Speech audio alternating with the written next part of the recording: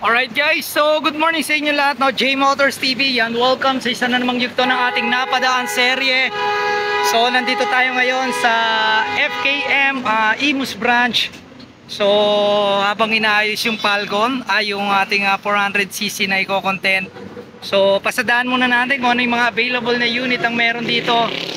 So meron tayo rito Pyro 175. So meron silang 10,000 discount, no, for cash basis yan. So ang price na ito is 89,900 para dito sa 175cc. Then meron tayo rito FKM na naka TCS. So naka spoke tire na siya, no, spoke max 110/80 by 14 yung likod, no, yung unahan. Then yan, ang ganda ng kulay niya. Then dito meron tayo ritong FKM LTS 125. So yan, available na rin dito. Sparkle 125. Yan, so meron tayo rito. Okay, so pasok tayo dito sa loob. So meron tayo ritong 400cc na slick. Yan, yan yung i-content natin ngayon. So inaayos pa nila, sir. Ayun. Okay. So meron tayo ritong Falcon 400, dalawang unit. Then yan, yung mga adventure bike, meron dito Slick 150. Ayan, nandito. So punta lang kayo rito sa FKM Imus branch. Ayan, kung saan makikita nyo yung kanilang mga available na unit. Ayan, pwede kayong mag-inquire dito. Pwede kayong yan, pwede nyo nang bilhin yan. At yan, clear na, pwede nyo nang ibiyahe yan. Alright, so ito yung ating focus ngayong araw na to. FKM Slick 400cc expressway legal. Alright, so simulan na natin habang mukhang okay na. So let's go.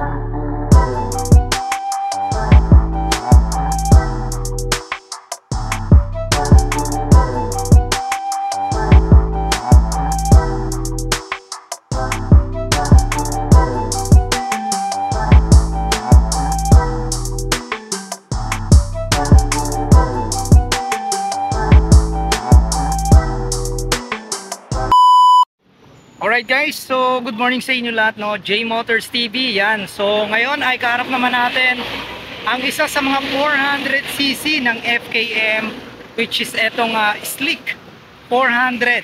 So expressway legal yan, guys. So may dalawang kulay yan. Mamaya ipapakita ko sa inyo yung isang kulay.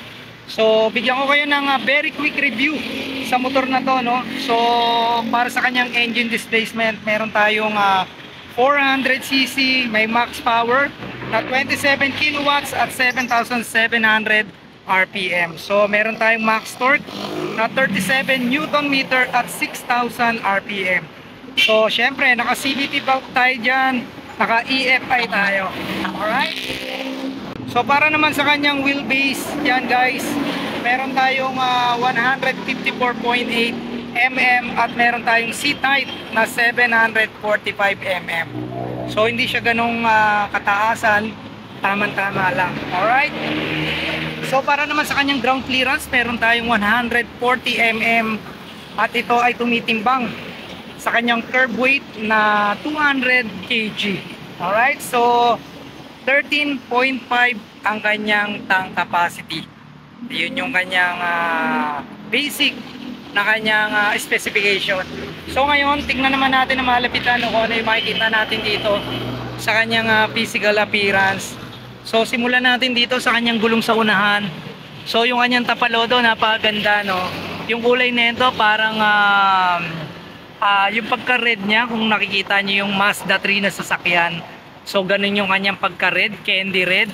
So meron tayong nakalagay dyan na ABS, Meron tayong protected na rubber dito. Yan, para sa inyong protection niya, para hindi madumihan yung inyong suspension.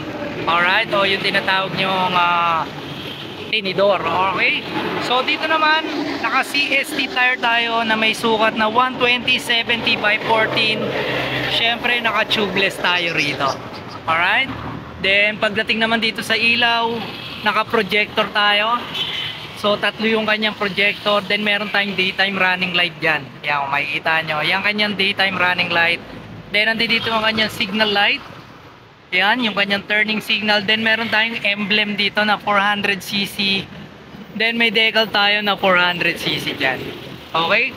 So ang motor na to ay naka dual channel ABS. Okay?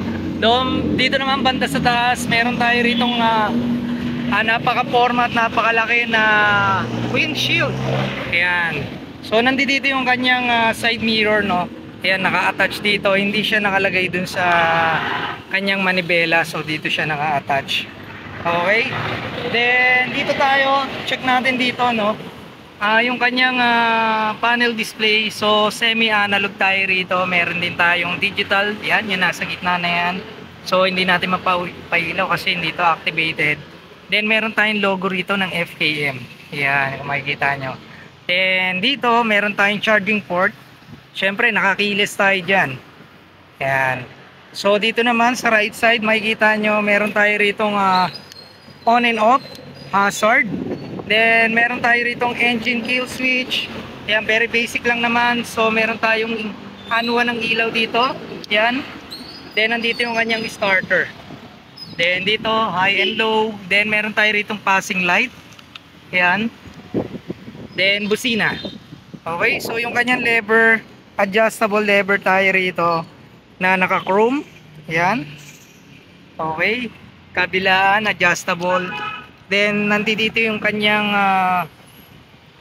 tank. So 13.5 liter, tama ba? Kung hindi ako nagkakamali. Yan. So yung kanyang footboard, so tingin ko naman relax na relax kayo rito kasi sobrang haba ng kanyang footboard. Yan. Alright. So sa upuan naman, napaka-forma rin, no? Parang naka-camelback kayo rito, may sandalan kayo. Then yun, malambot naman. Ayos naman yung kanyang upuan. Ang ganda ng kanyang stitch. May dalawa tayong tahi dyan, yan, kung makikita nyo. Alright. Then sa kanyang compartment, tingin ko ay marami kayong may lalagay ng mga dokumento. Pero helmet, tingin ko parang hindi kasyang helmet dito. Okay. So yan, ang laki rin ng compartment niya. Hindi nyo alam, puro dokumento lang ang may lalagay nyo. Okay. Then yung sa kanyang handlebar, meron tayong parang pa-carbon lodi texture dito. Ayan, so ang laki rin ng kanyang handlebar. At meron tayo ritong emblem na stick 400. Yan, yung kanyang muffler. So match na match yung laki ng muffler, no, sa laki ng motor. Okay. Then naka dual suspension tayo rito. Ayan, so malay nyo sa susunod maging ano na to, no, yung dibaso. Okay, yung kanyang exhaust okay naman. Yung kanyang angkasan ng kanyang angkas. Then dito may combination tayo na parang hard plastic dito, no, combination ng kanyang pairings. Yan. Okay. So dito, pagdating dito sa likuran, check natin. Yan, size ng gulong 150/70 by 13. Tapos meron tayo ritong reflector. Then may ilaw yan dito. Yan. Syempre naka LED tayo dyan. Alright. So ito yung kanyang CVT. So naka 4-valve liquid cool. Then meron tayong logo ng FKM dyan. Okay. So tingin ko meron tong side stand kill switch. Hindi lang natin mapa-activate kasi wala tong walang baterya. Then dito meron tayo ritong pocket. Yan, na sobrang lalim. Kita ba yung charging? Nandito yung charging port sa loob. Yan, so kabilaan yung pocket niya. Dito pa isang pocket. Yan. Okay, so sobrang dami nyo nang mailalagay rito. Okay. So sabi nga nila, Kasya daw dito ang iPhone Pro Max fully paid. Okay. So, etong stick 400cc na to ay yan, subok na to, no? Kasi may mga napanood tayong mga kaibigan nating vlogger na ginamit to sa endurance. Parang sumama sila sa Ilocos Loop ba? Yung kanilang sinalihan. Kaya panigurado na talagang quality at subok na to. So, ito yung kanyang disc brake guys. Naka TCS, ABS tayo dyan. May reflector pa pala ron. Okay? So, tatanungin natin kung magkano presyo nito, tsaka magkano yung down nyo, magkano yung magiging monthly nyo. Alright? So, available yan dito, no? Sa FKM Imus branch. Puntahan nyo lang rito, may 3 unit dito. Alright? So, alamin natin kung magkano presyo. Okay guys, so para naman sa presyo ng stick 400, no? So, ang cash niya is 288,000 pesos. So, ang down payment, may dalawang bracket tayo rito. Merong bracket na 144,000. Then, yung inyong 12 months is 14,880. Then, yung kanyang 18 months is 10,880. Then, dun sa isang bracket, 115,200. Then yung 12 months nun is 17,856. Ayan. Then sa 18 months is 13,656. Ayan. So 288,000 ang halaga ng stick 400cc mula sa FKM. Alright. So yun, kung naghahanap kayo ng expressway legal at very comfortable at relax kayo, so subukan nyo itong FKM 400cc at panigurado na mag-i-enjoy kayo at magiging komportable kayo sa inyong mga rides. Okay, so may dalawang kulay yan, meron pa tayong glossy gray doon sa kabila. Alright, so yun. Okay guys, no, so thank you very much, no, sa mga taga FKM Imus, yan kila Sir Mark, tsaka kila Ma'am Luis nandun sa loob. Ayan, so guys, yun, kung di pa kayo nakasubscribe, syempre subscribe na kayo. J Motors TV lang yan sa inyong YouTube at Facebook account. Huwag nyo kalimutan hit ang notification bell para updated kayo sa lahat ng video na ina-upload natin.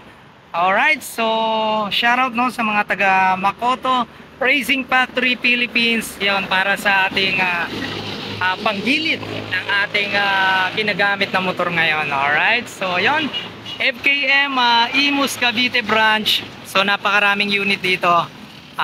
Puntahan nyo kung naghahanap kayo ng mga adventure bike, scooter, meron silang copy racer, may mga maliliit na scooter dito. Alright, so peace out, God bless you all and ride safe.